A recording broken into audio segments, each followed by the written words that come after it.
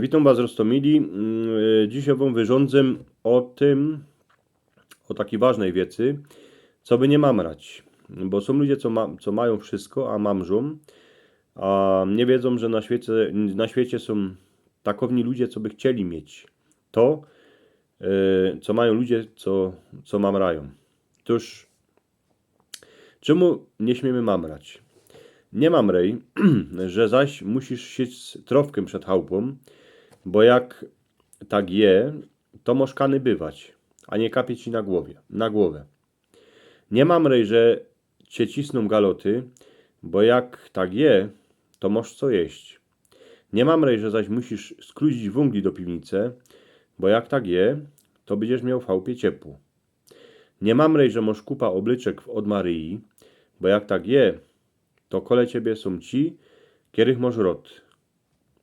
Nie mamrej, że zaś musisz stować w czas rano do roboty, bo jak tak to twoja baba a dziecka będą mieć wszystko, co im patrzy.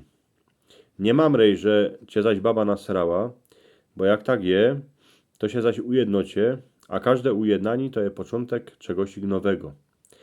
Nie mamrej, że żykosz do pombuczka, a on ci nie dowo tego, o co go pytasz, bo jak tak to on cię furt próguje.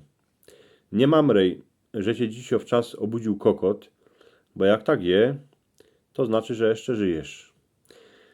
Jak się obudzisz rano w ciepłym legierze, słyszysz, że baba w kuchyni już klepie po garcach, dziecka gonią po izbach, a ze szpajski szumnie wonio, to się bogatszy od wszystkich najbogatszych ludzi we świecie. Dziepro kiejsi cię żywot może przyciść, a w ten czas se wspomnisz, jak żeś mamrą, kiejżeś miał wszystko. A mieć wszystko to czasem znaczy, że nie masz nic, bo to